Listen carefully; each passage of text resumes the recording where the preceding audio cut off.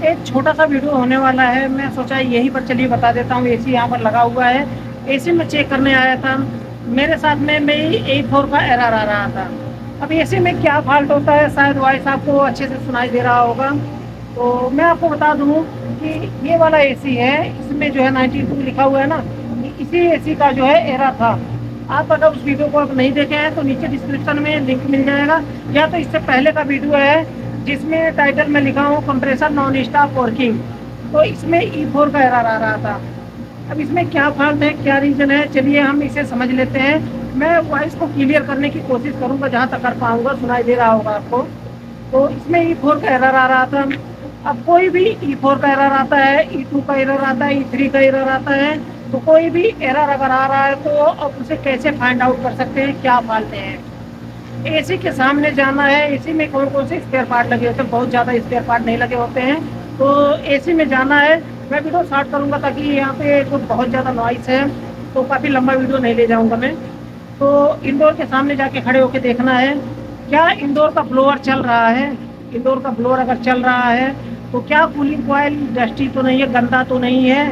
Blower चल रहा है, ब्लोअर की स्पीड कैसी है, इंडोर में ये चेक करना है। और इंडोर के पीसीबी में चेक करना है कि क्या रिमोट से एसी बंद करने के बाद भी आउटपुट सप्लाई दे रहा है क्या। नॉर्मली मैं बता रहा हूँ, जो एक एरर होता है I5 E5 का, E4 का, या फिर हो गया कि E3 E2 E1, ये सारे एरर जो होते हैं, इन्वर्टर का थोड़ा सा डिफरेंस हो सकता है, लेकिन जो नॉन इन्वर्टर में जो ए नॉन इन्वर्टर में सी है, अगर इसमें ये सारे फॉल्ट आते हैं तो इसको जो है आपको इंडोर में पहले चेक कर लेना है ब्लोअर की स्पीड कैसी है।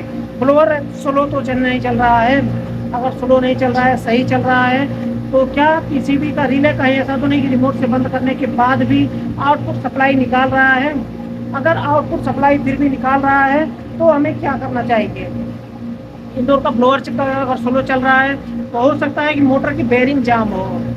अगर ब्लोअर स्पीड सही है, इंडोर का कूलिंग कॉइल गंदा तो नहीं है, अगर गंदा नहीं है, सही है, तो डायरेक्टली आपको आउटपुट सप्लाई चेक करना है इंडोर का।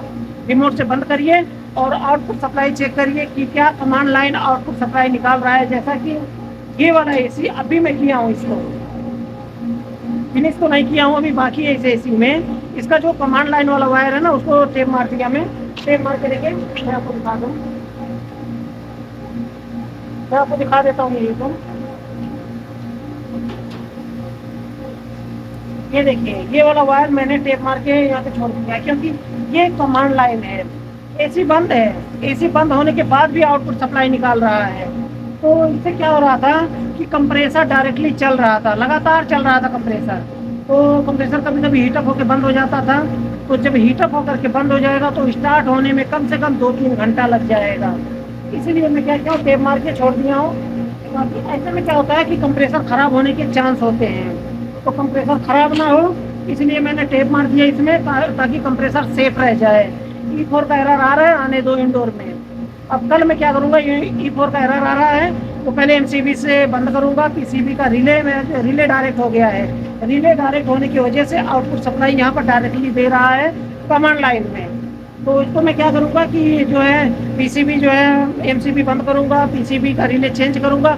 कल मैं प्रैक्टिकल वीडियो दिखाने वाला हूँ कि पीसीबी का रिले जो है कैसे चेंज किया जाता है। उस वीडियो को आपको लाइव देखना है, तब आप समझ पाएंगे कि जो है कंप्रेसर अगर डायरेक्ट चल रहा है तो क्या उसमें क्या प्रॉब्लम हो सकता है।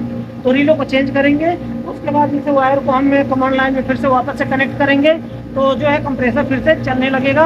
और जब रूम में कूलिंग मेंटेन हो जाएगा तो ये जो है कंप्रेसर और फैन मोटर दोनों बंद हो जाएगा। अभी क्या हो रहा है कि सिर्फ फैन मोटर बंद हो रहा है और कंप्रेसर लगातार चल रहा है।